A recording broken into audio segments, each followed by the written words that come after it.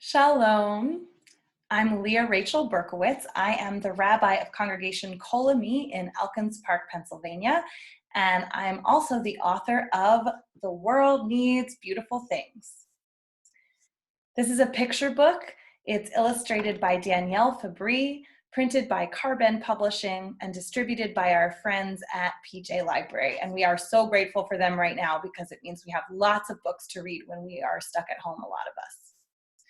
The World Needs Beautiful Things tells the story of Bezalel, who is a character in the Bible who had the very big and important job of designing a house for the Israelites to build for God. And I wrote this book because I've always wondered what made Bezalel the right person for this job. And I imagined that it might have been because he was able to find beauty in things that other people didn't notice, and often in places that other people wouldn't think to look. He was also someone who searched for beautiful things when he was feeling sad, and he shared them with others when they might be feeling sad and when they might need a beautiful thing to cheer them up, which is something I think a lot of us are needing to do right now. So I wanted to show you just one page from this book because it's a page about Bezalel taking things out of his beautiful things box when he's sad. And where I am right now, it is a dreary, gray, rainy day, and I'm in the need of some beautiful things to cheer me up too. Bezalel never stopped searching for beauty and color. When his life felt gray, he took out his beautiful things box. He pressed smooth stones to his cheek and wrapped colorful strings around his fingers, forgetting for a moment that he was a slave. And I think we all know how something beautiful can make us forget about things in our life that are hard and make us feel better. So I wonder if there's anything that you find beautiful that you think maybe other people might not notice. And on that subject, I'm going to give you a little beautiful things project.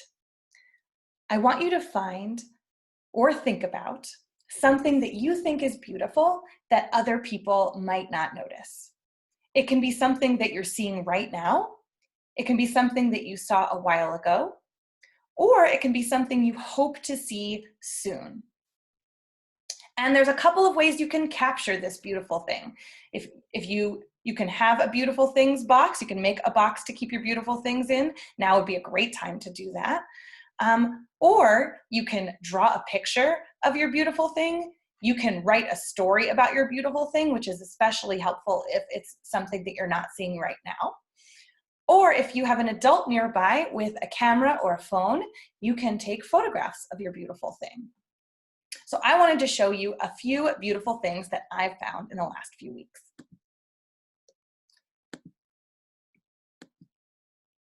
Okay. So right here, this is a puddle I found when I was walking around my neighborhood, and I thought it looked like a heart. So I took a picture of it because I thought that was beautiful. Now this beautiful thing, I think maybe the adults in your house will appreciate.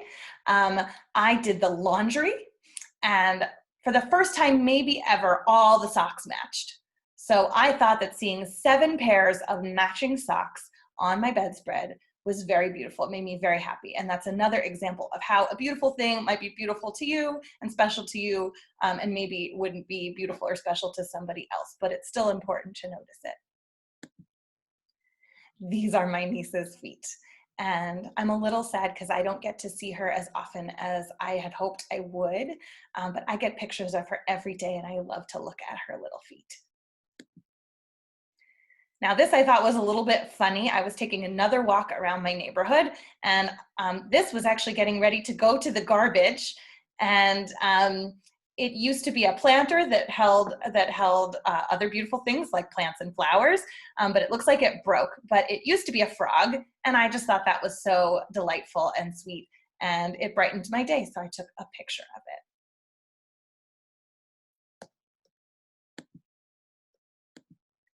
So once you have found your beautiful thing and you've taken a picture or written a story or drawn a picture of your beautiful thing, there's a couple of things you can do with it. You can put it in your own room or your own house so that you can appreciate it, or so that everyone in your house can appreciate it. Or you can find a way, whether that's by mail or by text or by email, to send it to someone who might need a beautiful thing right now. It might be someone who is sick or hurt or lonely or sad, or it might be someone who is working really hard. There are probably a lot of people in your life who are working really hard right now, and some of them might live in your house, so they might need a beautiful thing too. And this is a great way to brighten someone's day. And I wanted to show you one more thing that I think is beautiful.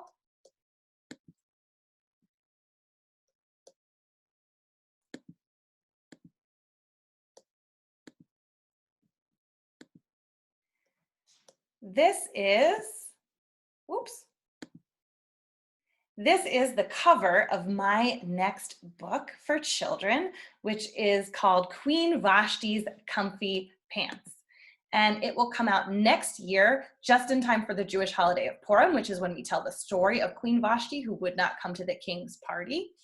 And this story is imagining that Queen Vashti doesn't want to get dressed up to go to the party because she's having too much fun at home with her friends in her comfy pants. Queen Vashti's Comfy Pants will be published by Apples and Honey Press on February 1st of 2021 and distributed as a PJ Library book in February of 2021. And I am very, very excited. I wanted to show you one page from the book, and I can tell you that in this part of the story, the king keeps sending messengers to Queen Vashti telling her that she needs to come to the party, and she keeps sending them away, which is why the messenger looks a little bit scared. The messenger crept down the hall. He did not like this plan at all. He gently knocked on Vashti's door and whispered what the king asked for. Queen Vashti answered, "Sir, please go and tell the king that I said no. You cannot tell me what to do. I'm royal, just as much as you. These sweets are for my friends and me. It's not our job to pour your tea. We are not in the mood to dance, for we are in our comfy pants."